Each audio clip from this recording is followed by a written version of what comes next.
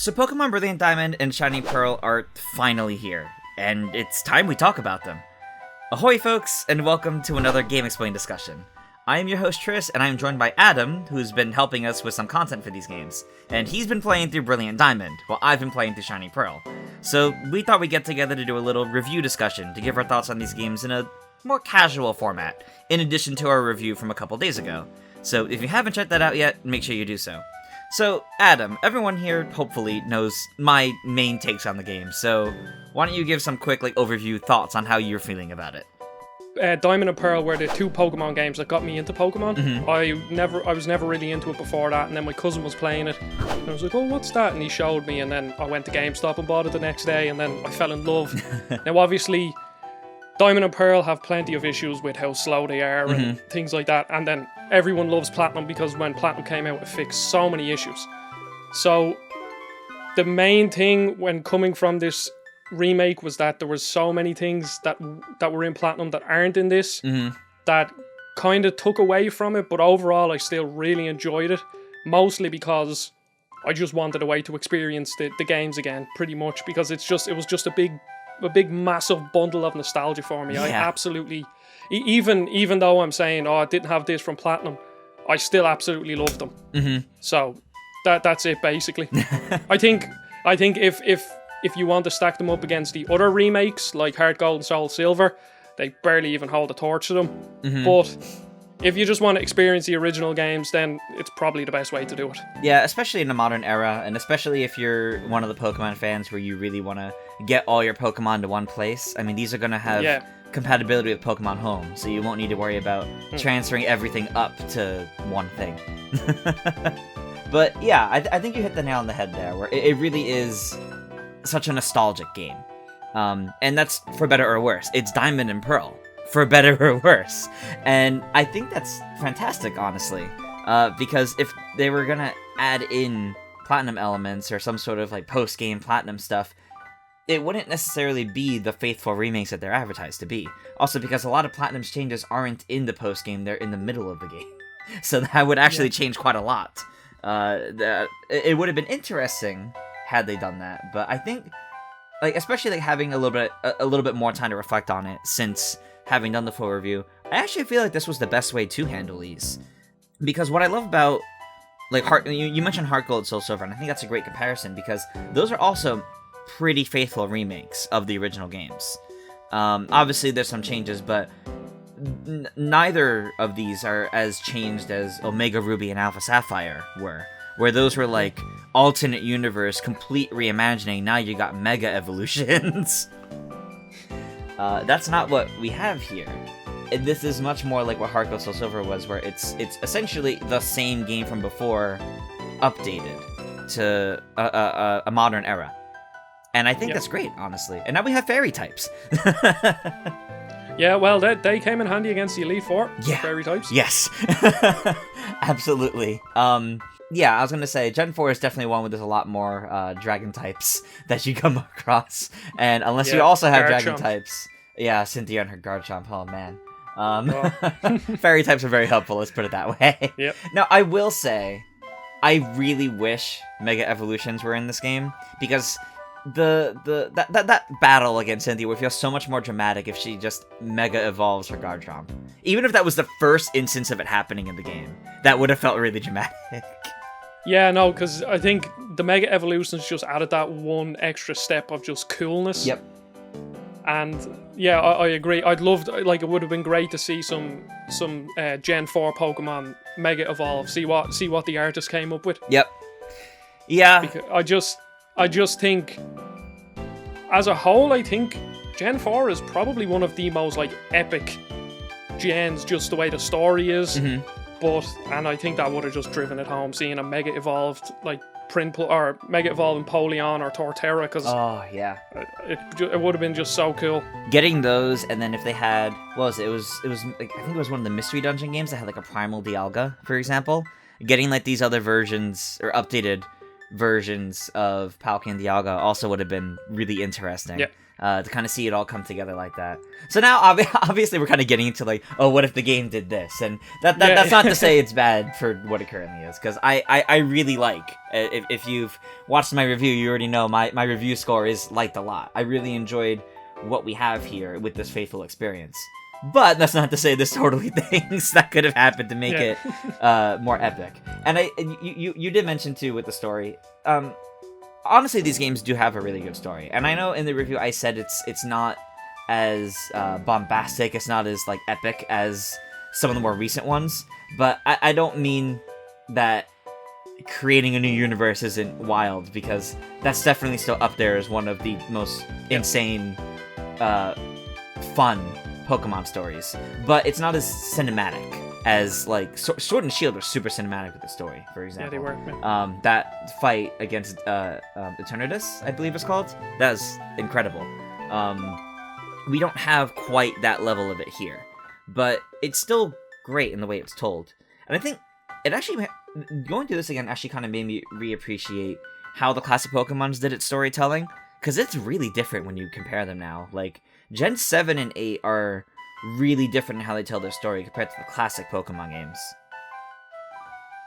Yeah, the way they tell them here, it's just, especially if you look back at the DS versions, it's literally just two people sitting in a room just chatting. And then I think that's where it kind of starts to get a bit weird with the chibi graphics. Yeah. Is that like you're up against Team Galactic, and like they're supposed to be these people that are trying to literally create a new universe, but they're like 1 inch tall and really cute. So like he's talking about how we're gonna take Dialga and Palkia, we're gonna create a new universe, and he's just sitting there with his big cute eyes on him. It's definitely a bit jarring, but yeah, I don't think. Yeah, go ahead. I in general, I think the chibi graphics worked out really well. Yeah, I even mentioned in the review too, I think the graphics look good when kept at the bird's eye view.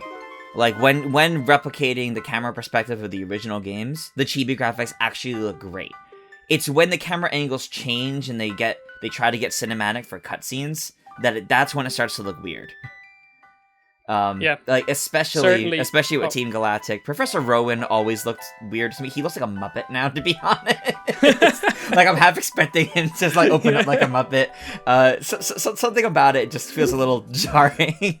I almost feel like the way these cutscenes play out, because especially since oftentimes it's not that the camera just pans down, it fades to black, then goes to it. I almost feel like it would have been better if, when it faded, they had the full look like they do in battle, just for those cutscenes.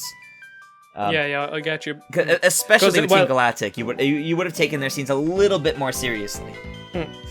Yeah, certainly. Because they look imposing when you're fighting them in battle, but it's just not the case in the overworld. Mm-hmm. Yeah, it's definitely jarring. And and as just to reiterate here, because we've all said it, the chibi style is actually like really cute, and it works nicely when kept at the original perspective. Yeah. There is some jarring camera angles too. Like, I understand, like, you know how when you go to the start of each town, there's a sign for the town, and then it just randomly changes your camera perspective to try to give you a good look at the town, but for half the towns it just didn't work because there's nothing in that area to show you. Yeah. I only figured out like halfway through. So some of the towns I hadn't even looked at through that perspective. Yeah, even though I was talking to everyone and finding all the extras and stuff, but for whatever reason I just never click on signs. Well, you don't want those trainer tips? No, I don't. After what? When did I play that game? I was 8. I'm now 23. 15 years, I don't think I need the trainer tips. Even though they might have been useful against Cynthia, because I only beat the Elite Four this morning. But, oh wow, Lord. Lord. Yeah, I've noticed this game. It's been too long since I played the originals. I know Cynthia was difficult in the originals, like I know that fact. But these games actually feel a little bit harder. And I think it's just it's scaled based on the experience share. I think everything's scaled up, or at least the gym leaders and Elite Four and Champion are scaled up in levels based on the experience share, because they expect you to be higher level. And it shows. Yeah, I was at the start. I was sitting and I was playing it, and I was thinking, oh, this is quite like coming from Sword and Shield, where there's practically zero challenge in that game, and coming from them, and then I'm playing this, and I was actually I was getting killed a few times, and then I started to explore the Grand Underground and collecting a few Pokemon that were way too high level for where I was. Yeah. Like I got like a level 30 Scyther when all my other people were like 26. And he just ended up wiping everyone out. I caught him, and then he was just too powerful. And I got an Absol that way too. Oh wow! And for ages, he was really powerful compared to everybody else. So I think the Grand Underground certainly could have been balanced a bit better, because up until, it was say like the first 5 hours, I was kind of not really struggling, but I could definitely see there was a challenge. Yeah. And then once I went to the Grand Underground and caught a few like higher level Pokemon, I just started to absolutely rinse through them. And then once I got onto the Elite Four, then it sent me all the way back down to earth. Yeah, it grounded you a bit. I think that's a good way to kind of handle it, though, because you go through... I almost feel like that's the best way to do Pokemon. You feel like you're all powerful as you beat the evil team and conquer the gym challenge, and then you get to the Elite Four, and then you realize, oh, wait, no, they're good. Yep. They're powerful. There's a reason why some Pokemon games have the Elite Four defend the region. This is why. I had a great, I genuinely had a great time as I was going through building my party to what I knew that the Elite Four had. Yeah. So, like, I actually had a pretty well balanced team, except for Cynthia's Lucario. Oh. Yeah. It could literally wipe out pretty much every single Pokemon in my party, and it was pure luck that I beat him. Oh wow! Did you also have the instance where even though you may be using a Pokemon that's like more than 5 levels higher than what you're fighting, it can still get easily one shot? Yeah, against gym leaders and stuff. Yep. Yes. Yeah. I was shocked at I believe it was I don't remember exactly which gym leader it was. I might show it on footage if I can find it. I've been recording the entire game, so I don't know if I can. But there was a gym leader that took out like 3 of my Pokemon in a row, even though all of my Pokemon were like significantly higher level. I think my weakest Pokemon was the same level, but all the others were at least 5 levels higher, and they were all getting one shot. And I think only 2 of my Pokemon actually had enough speed to go first. So I was shocked at this, actually, and it made me change up my strategy to not lose. And thankfully, I did not lose. But it got shockingly close, and it was honestly a good feeling, because I don't recall that happening in Sword and Shield to me. So it kind of reiterates to me that this feels more difficult in a challenging way, and that's fun. And when you look at what Pokemon games, like the core Pokemon games we have on the Switch, you have Pokemon Let's Go, Pikachu and Eevee, which is definitely more casually oriented. Not to say it's that's not to say it's way too easy, but that was to bring the Pokemon Go fans into the main Pokemon games. So you have that. You have Pokemon Sword and Shield, which in general is a bit it's easier on the gameplay, higher focus on like the story in the world and the characters, and that's okay. And then you have Brilliant Diamond and Shining Pearl, which throws you back into that classic gameplay. And if you were like, if your standards became set by Sword and Shield, like, wow, this got difficult quick then. Yep.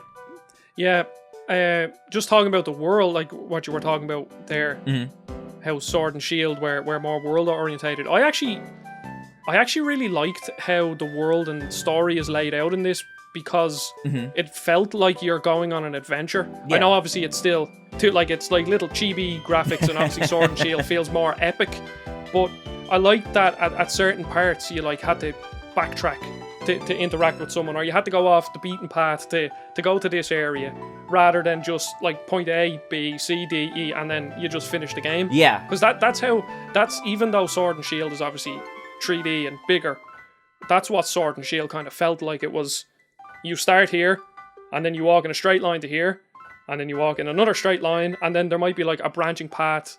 One, you go right, and then you have to loop back and go left. But here, it's like you start in, what's the name of the town? Twin Leaf. Oh yeah, Twin Leaf, and then you go to Sanjum Town. Yep. And then you go to Jubilee City. Yep.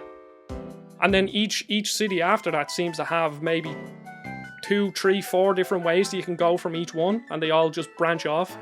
So I definitely prefer that kind of style. Yeah, that's definitely true. Like the layout of this world is a lot more interesting because it really is about exploring, and you can go different ways. You just might get stopped by not having the right HM, or by finding trainers significantly higher level than you. Who knows? Or not having the right item, like the bike. But it's actually really nice how it's laid out in such a way that it really caters to exploring. And I think that's something I never realized about Sinnoh before, until now. Like, I know people often complain about the way the routes were laid out in Sinnoh and how tight it all is. But it really is like such a well-made world that like really wants you to explore. And sure, obviously, games like Sword and Shield have the wild area where it's completely open, you can explore. But I actually really liked coming back to this format, having the dowsing and going off the beaten path to find, oh, there's a rock to rock smash, and there's a TM behind it. Who would have guessed? But it rewards you for going around and exploring, and it's a good feeling, honestly. Yeah, especially in the post game when you get all the TMs. There's so many different areas to explore that, like me as a little kid when I played this game, I didn't even realize they were there. Now, unfortunately, most of the time it's just a TM, and as someone who isn't into like competitive battling and stuff, like TMs are pretty much useless for me, because like I use maybe like 5 or 6 TMs in the whole game, just so my party at the end was like pretty well balanced, and that was it. Yeah. But it's still good that the option is there. Yeah, definitely. And I'm also not very big into competitive Pokemon. I'm much more of a casual player myself. But it's nice having a lot of options with that, and a lot of ways to go about it. And I touched upon earlier how Fairy type was retroactively added, since it originally came from a later gen. Yeah. I'm glad that the move pools also are reflective of more recent games. Like, we don't only have the moves that existed back in Gen 4, like Dazzling Gleam, for example, a Fairy type move that I think that was introduced in Gen 6 with the Fairy type moves, and the Fairy types in general. But like, it's good to have these an updated arsenal, basically, because it shows while these games are faithful remakes, there's a lot more under the surface of it all. Yeah, definitely, because one thing I was worried about, you picked Piplup, didn't you? Yep. Yeah, I picked Piplup too, because Piplup's the best, of course. But it always felt like you were at slightly a bit of a disadvantage by picking Piplup, because Infernape was just way better than Torterra or Empoleon. Yeah. Especially considering how few fire types there were in the original release. Yeah, not many. Luckily with the underground area, they've added in I'm pretty sure in the underground area you can get the post game national Dex. Yeah. Pokemon. Yeah, before, but they just don't go in until you unlock the national Dex. I'm pretty sure. Yeah. They don't go in the Pokedex until after you get it, but you could totally find them earlier. Like I had a Houndoom for a while. Yep. Because usually I would have had to pick Ponyta. I hate Ponyta. I don't know. It's just something about its design. It's just so boring. Like even Rapidash. Yeah, no, just as bad. It's just a horse with flames. Like, was it Galarian Ponyta? Yeah. Is that the variant? Yep. Yeah. Like, that design is cool. Mm-hmm. Because it's like a unicorn and, the flowing hair, but the fire hair, no. Boring Pokemon. But at least I had my Houndoom for a while until I got an Absol and then taught it Flamethrower, and then it just ripped through everything. Yeah, I similarly, I found a Swablu there early on, and I quickly evolved it to an Altaria, and I taught it Flamethrower, so I had some sort of fire type move. Yeah. But what team did you go with? So my main team, and I'm thinking about changing it up, because I'm still going through a bunch of different things at this point, but currently my team's an Empoleon, and this is not in the order I use them, this is just in the order. Yeah. Actually, I'm going to pull it up right now so I don't butcher any names. I'm literally going to look at the list of Pokemon I have. Okay. I have an Empoleon, an Altaria, a Staraptor, a Bidoof that I'm hoping to get to level 100, because I did that originally and I want to do that again. A Graveler and a Luxray. Ah, that's an interesting team. I might end up changing some of it out, depending on how things go. Like, I have some other Pokemon that I've been doing some things with, but this is kind of the core team I've stuck with for a bit. Like, I also have a Roselia. I don't know why I have a Cricketune as high as it is, but I've been using that for a bit. Literally one of the worst Pokemon to ever exist. I don't know why. I also have a Combi, male Combi though, so it's not going to evolve. But yeah, I haven't found a female one yet. But I actually don't know which one I've found, because I found one on one of the trees, the honey trees. Mm-hmm. But I actually, I didn't even think about that.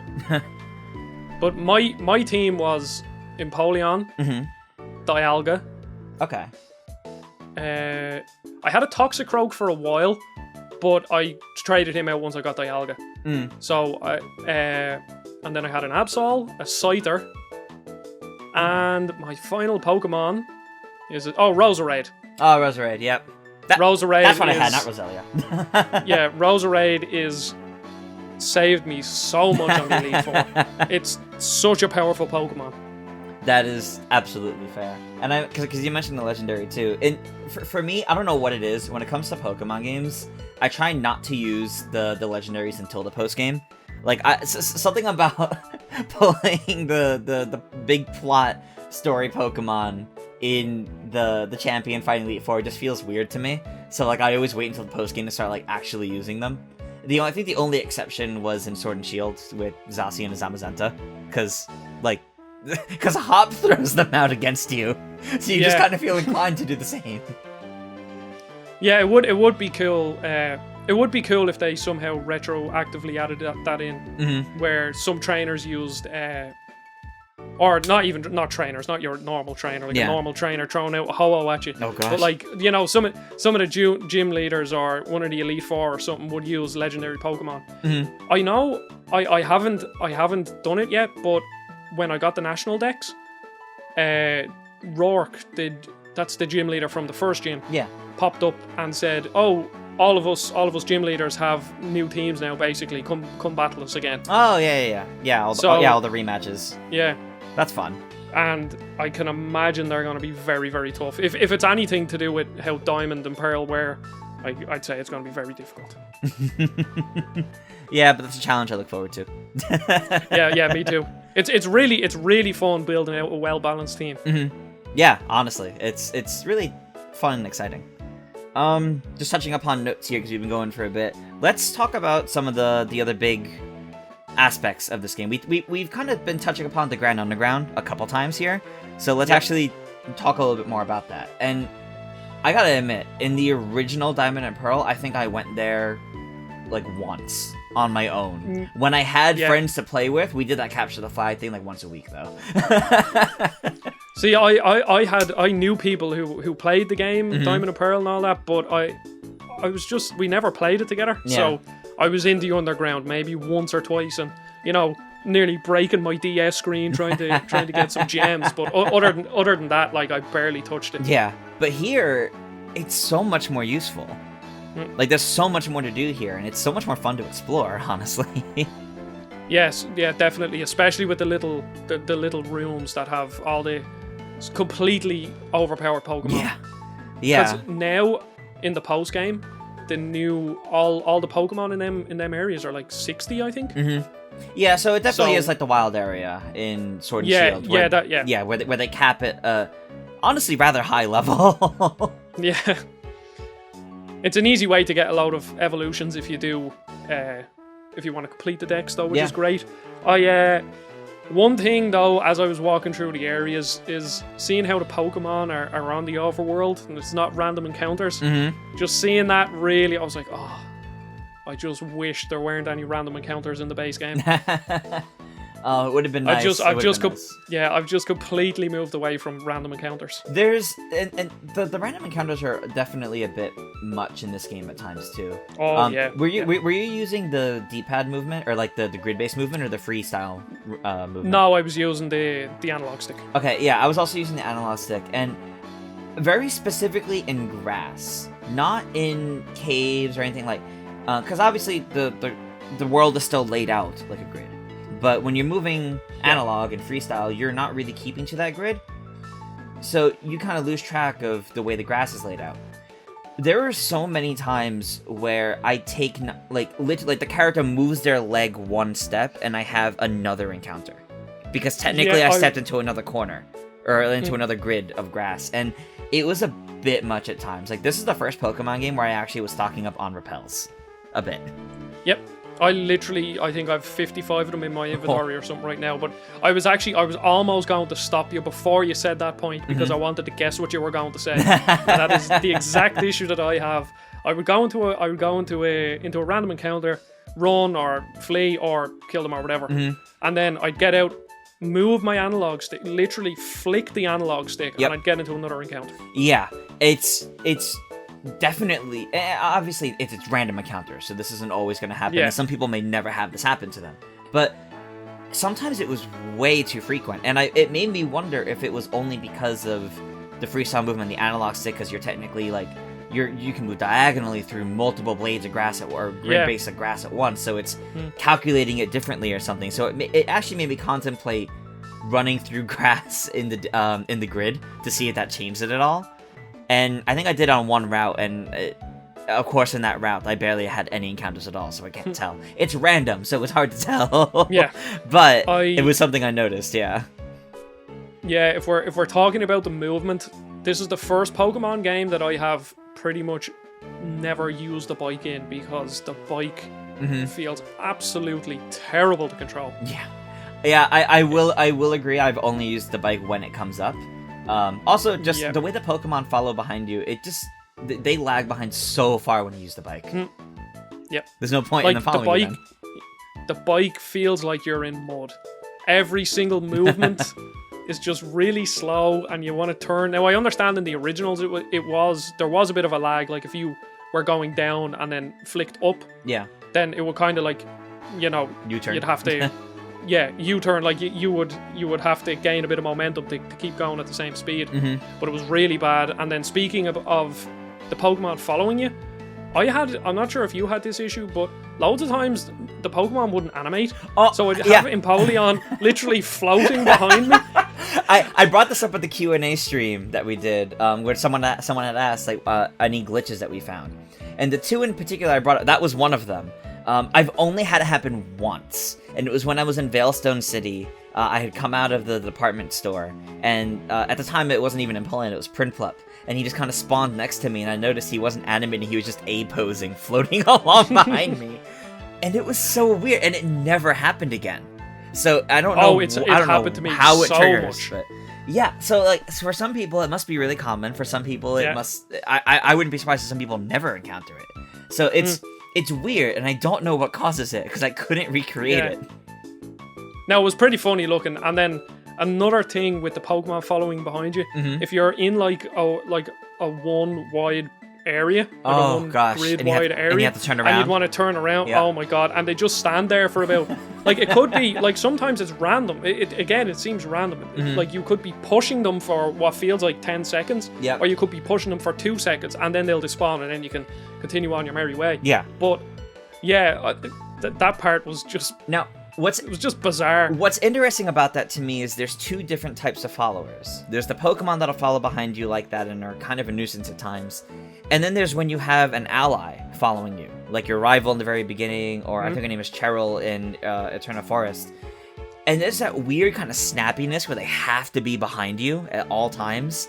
So trying to turn to talk to them when you're using the stick is like almost impossible. Yeah, you have to use the D-pad, Yeah, like, the way they would just snap behind you felt so weird, and from the beginning when that happened and I was trying to figure out what the heck Barry was doing, it made me think, okay, maybe this is only like this so the Pokemon will follow you like that. No, it's completely different, and I don't know why. No. The Pokemon just move randomly, and then they like, when I had Empoleon walking behind me, he looked normal. Yep. But when I have Dialga behind me, who I believe on his Pokedex entry is 18 feet tall or something. And he's like smaller than you.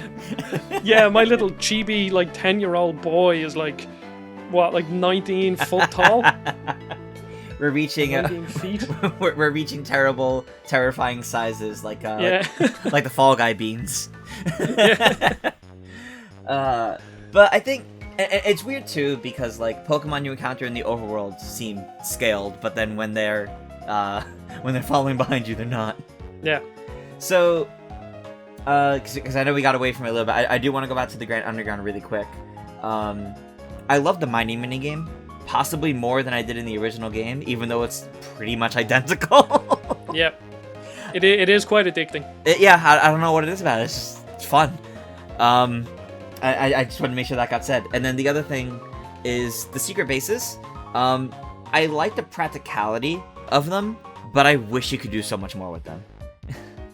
Like, yeah, again, only statues is just kind of eh. Yeah, because in the original, I remember building my base for like 5 minutes and then just, yeah, I'm done. Mm-hmm. To be honest, I don't know how you get to your base. Yeah. I have so many statues. I've explored the underground so much, especially because I'm legendary hunting now, Yeah. which takes a lot of mining. But how do you get to your base? Oh, like make it for the first time, or Yeah. so the underground man who gave you the kit in the first place, he has a bunch of like tasks for you, and he gives you the item to do it. It's basically just a drill, and you make it where you want. Oh, I see. But that gets used up. But then after that first time, I think the different merchants that you can find in the underground can sell you more. Ah, I see. Now again, I wouldn't. The reason why I didn't go out of my way to find it was because it doesn't interest me in the slightest. But I was just curious. Yeah. Because I was weird. The game does it teach you how to do that, or did I just miss something? I need to look back through footage to see if the underground man tells you to come back to him after you've been there once. But we'll probably include that in our tips video, to be completely honest. That hey, if you want to make your secret base, make sure you're going back to talk to him. Yeah, now I could just be stupid, so just take that with a grain of salt. It's okay. It took me a little bit too. I didn't think to go back and check from him to see if he had an answer for me for like 3 gyms. I had gone down multiple times, and I'm like, maybe I just happened across a hole. No, you have to go back to him, and he'll help you make it. So they could have been a little bit more direct there. Speaking of things that could have been a little bit more direct on, the Poketch, which is no longer on a separate second screen like on a DS. It's now like up in the corner, which I'm gonna be honest, as helpful as it is, it's a bit of an eyesore in the corner. So I always turn it off. But I didn't know how to turn it off at first until reading through the little like the guide thing that you have in the key items, which kind of tells you like details about the game and kind of tutorializes you on some things. I think that was the only place where they said if you hold down the R button, you'll turn it off. Yeah, I think it is. I like we could have just missed something. Yeah. But when it came up, I was like, this is absolutely atrocious looking. How do I get rid of it? And I just started mashing all my buttons until I figured it out. Because it is an eyesore. It's really annoying to use. Yeah. Like I just like I know, it was cool adding it in, and did they really? Well, yeah, they needed it for the dowsing machine and things like that. But it's it's probably the best way that they could have implemented it, but it's still not very good. I really like using it for the HMs at the very least because it's even faster than like going up and mashing the A button to get to the dialogue on whatever thing you're trying to do. Especially if you're smashing a bunch of rocks with Rock Smash in the same room, because it doesn't even give you the prompt. You just pull up, use it, and just immediate smash. It's really satisfying to use then, actually. So whenever I'm in areas that have like a lot of HM usage, I will pull it up then, but otherwise I leave it off. And I leave it on the HM screen. I don't really have a use for pretty much all the other apps that it has. Yeah, you don't need to add up your Poké dollars on your calculator or anything. It's fun looking at the step counter just to kind of see how much I've moved, but it was a little awkward that it tracked your steps from before you got it. Which is kind of funny. Oh, does it? Yep. Oh. So I booted it. I was looking through everything, and I looked at it first like, oh, I've already walked like 1,000 steps. Somehow, you just gave me this watch. Thanks, I guess. It's just a fun little thing. But I think the Poketch, while it could have been done better, I do think this is probably one of the best ways they could have done it. Yeah, probably, yeah. I almost feel like best way, like what I would have loved to see, if you have Switch Online, let it be an app on the Switch Online app that's on mobile. Oh yeah. That would have been a fantastic way. So you can leave it hidden, but you can keep it up on the phone, and then you just always have it, and all you need to do is tap it. Animal Crossing does that. Animal Crossing does that, and that's how you can do like you can use it to emote whenever you want or type whenever you want. Oh, I didn't know that. I've only ever played like 20 hours of Animal Crossing. But yeah, I think that would have been a fun way to reintroduce that with actually using a second screen. Yeah, definitely. But I mean, it's not a problem. It's just one of those, thinking back on it, that might have been a little bit more helpful there. Moving on a little bit though, to the other big thing that we just haven't talked about yet: super contests. These are so different from the original games. Did you play a lot of contests back in Diamond and Pearl? No, they weren't really things I was interested in. I did do one or two contests just to see what they were like. But yeah, they just felt like little quick time events. I mean, they were stuff. In you mean now or before? Oh, now. Okay. Now they're basically like a rhythm game now, which is neat. Yeah. It's a fun little mini game. But it's so much shorter than the original games, because the original games, a full round of the contest was like 3 whole different things. You'd go through dressing up your Pokemon instead of the ball capsules. Like, you'd fully dress them up, and then they get scored on that. And then you do like a little dance section, and then you do like a battle section where like you're showing off moves and impressing judges based on like what move you used and which judge you're appealing to. And it was like a 15-minute long thing. Maybe not exactly 15 minutes long, but each segment was a whole thing. Now it's just like a quick, like 2 to 3 minute long rhythm game with like an added bonus at the start and whenever you use the move. So it's like really streamlined, and it's fun. I like that, but it feels so much less impactful than it was originally. So I could see people who liked them before being disappointed by what they are now, but I think they're easier to get into now. Yeah, definitely. I actually, like, I don't think they're not bad. It's just not something that I ever really would have done. Like, when it comes to Pokemon, I'm literally just there for an adventure from A to B and collect a few nice Pokemon, listen to some amazing music, and that's it. Yeah, that's completely fair. I definitely feel that. Well, those are the big points that I had written down to really bring up and go into. So did you have any other final thoughts or last things you wanted to bring up before we start to wrap up? There's one there's 2 things. Firstly, I want to talk about the music. Yes. Because that was the thing going into this that definitely had me the most worried. Because if they had messed up the music, I probably would have picked up the cartridge and flung it out the window. But because, I don't know, the music just holds a special place in my heart. Yeah. Obviously, it's my first Pokemon, so usually your first Pokemon is your favorite and things like that. But I think Diamond and Pearl are known to have some of the best music in the series. But I think they absolutely knocked it out of the park with the music. There was a few times where, Jubilife City and Eterna City are the two best tracks in the game. Well, for me. And I don't know, I think it was the whole thing, since I'm kind of, new to this whole review thing, and obviously I'm getting myself off the ground. It was the fact that I had gotten Pokemon Diamond early and I'm making content on it. And then I was just sitting there playing it, and the music, and I'm not gonna lie, a few tears came out of my eyes. And it was just sitting there just thinking, imagine going back to 8-year-old Adam and telling them what 23-year-old him will be doing. And then it was a nice little experience, and it wouldn't have happened if the music was bad. Yeah. But luckily the music is great. Yeah, I definitely understand that. The music here honestly is great, and this is like the best way to update them. Because it feels so faithful to what they were originally, and it captures the essence, and kind of feeding into the whole nostalgia talk we've had the whole time. These games are what, like, as kids we imagined as it was back then. Like, this is like the perfect, like the music being so perfect, the visuals being so great. Now updated, this is what we imagined it to be before. So, not that it was bad before. That's not at all what I'm trying to say. It's like, yeah. But The music is really good. Like I found myself sitting in towns just with the game on while writing the review and working on content, just because I loved how calming the music was. It's that was my favorite part of it, to be honest. That's Out of fair. everything, that's what I was looking forward to, and hearing them again was amazing. And then the last point, and it's kind of like a little gripe, was that, and I don't know how. Do you know what engine the originals were on? I'm not sure in that case, no. Yeah, no, I don't know. But this is Unreal 4, isn't it?